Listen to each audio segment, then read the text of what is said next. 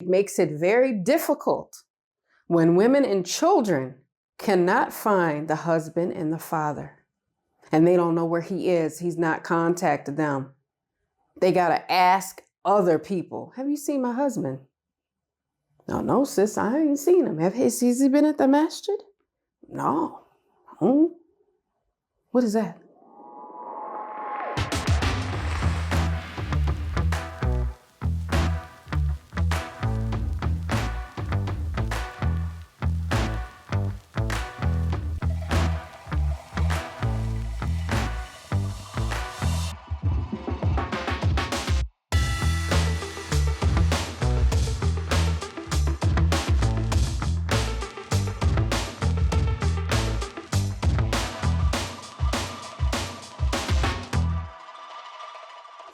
Assalamu alaikum. Peace. It's Fatimah, Coach Fatimah, 1/3 of Outstanding Personal Relationships and the co-author of the new book, Let's Talk Polygyny Uncensored.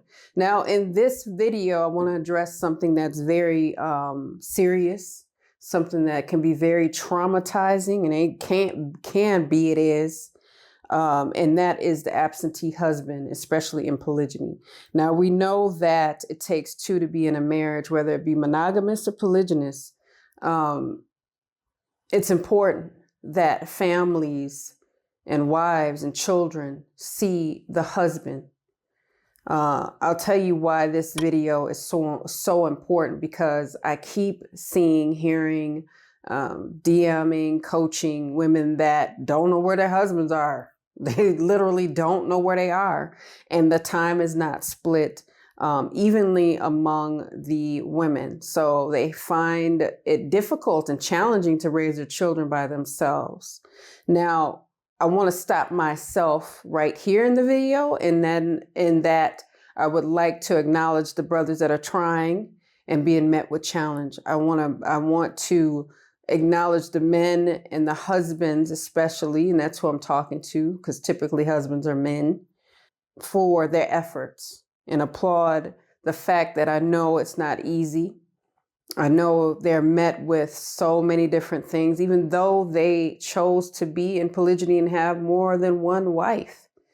That doesn't mean it's easy. That doesn't mean they have it all figured out, nor should they be met with, well, you did it. You need to figure it all out and have it all done. And I want it perfect.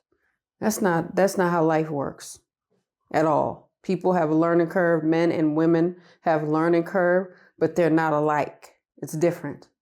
The life of a wife is different than the life of a husband. For those of you that are new, I'm not married to my awesome co-wife, Coach Nyla. We are married in our own monogamous marriages to Coach Nazir, for specificity, for clarity.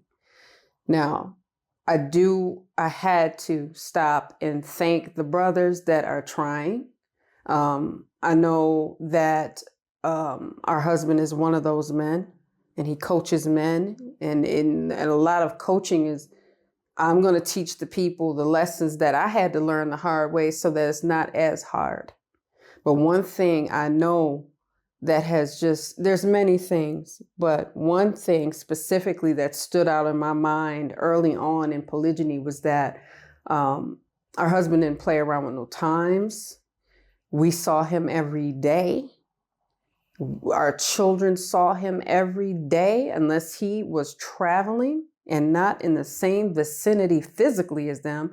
And even with them, he would do video calls and Zooms and whatever he needed to do, or call them on the phone so they could hear his voice. He would even go so far as to send postcards from wherever he was in the world, because this is a big old world. I suggest those of you that have not been able to travel it, please get out and travel it, please. It's beautiful. It's beautiful from what I've seen, and I'm very grateful. Now let me get back over to this abandonment situation. There's so many women and children that are not having the presence of their husbands in their homes and their fathers in the homes, and it is detrimental in many cases. Some don't want him there because he might be a tyrant. He might be abusive. He might be addicted to some substance, and they're glad he's gone. I'm not talking about those extremes, although those are not something to just dismiss.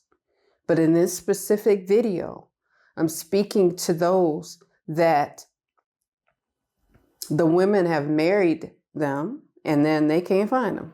They're not active.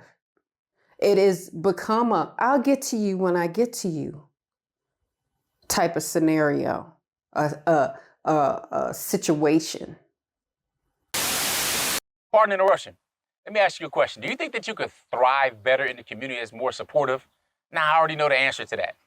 But did you know that Outstanding Personal Relationships actually has a community that is supportive and where we really hang out a lot? It has a number of areas and things like, for example, I deal with the men in the Kings and Men section where we discuss a number of different men issues, whether it's polygyny related, parenting related, whatever it may be. This is where we communicate and connect. And as an introvert, I love the idea of an online community. So we have that. And to be able to speak with like-minded people, speak with other wives, wives, whether you're an incoming wife, whether you're a first wife, you're a wife, period, in general, you only practicing monogamy, whatever the case may be, to be able to be in a community with people who understand what you're going through, understand any type of issues you have, and also being in a place where you have support from others, where it's not all over social media for everybody else to see. Yes, and it is a safe space. So if you guys want to see us or if you want to connect with us, come to our community. Indeed. And like they said, it's private.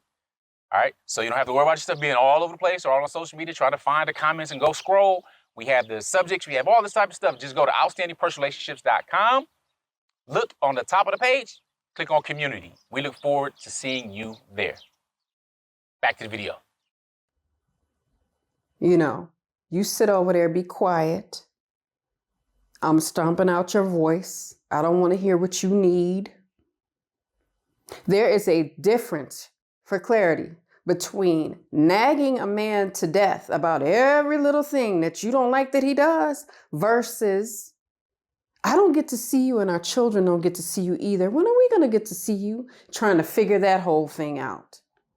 Trying to figure out a schedule. Trying to have the hard conversation and to keep getting shelved and ignored.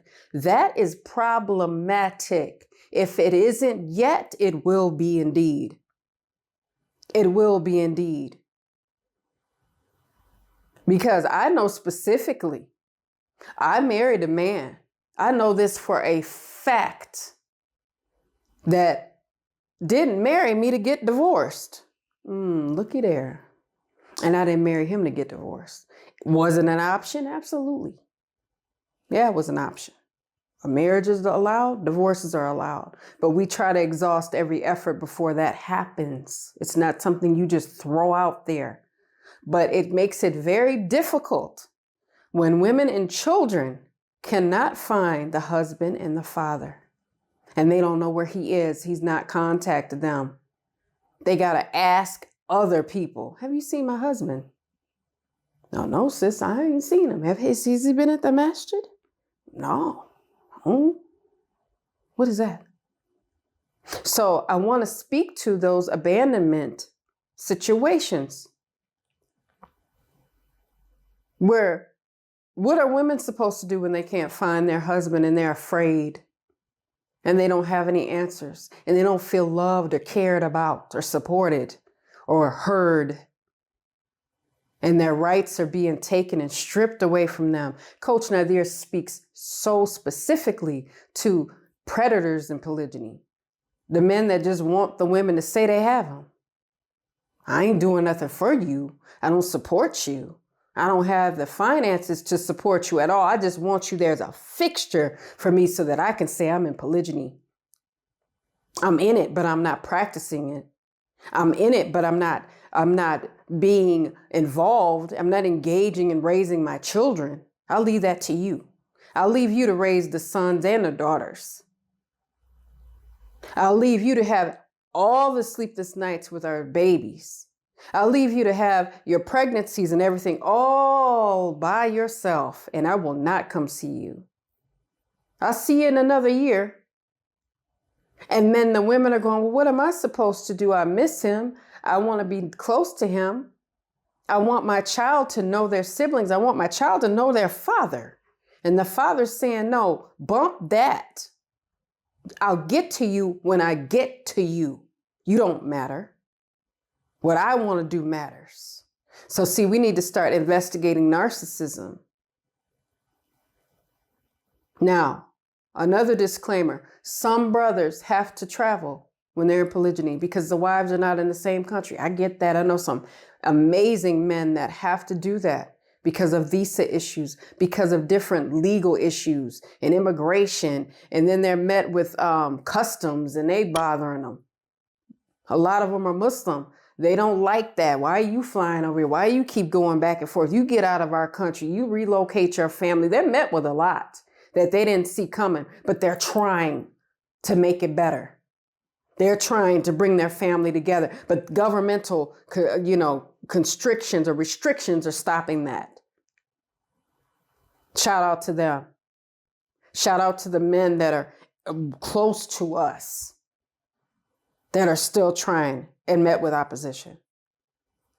But I'm speaking to the ones that just completely disregard. And I don't like blanket statements. I'm not going to say all men in polygyny are this way because they're not. We ain't met all men in polygyny.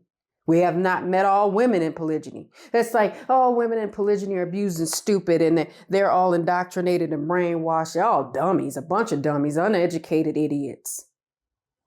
I don't like blanket statements. I like getting specific with things.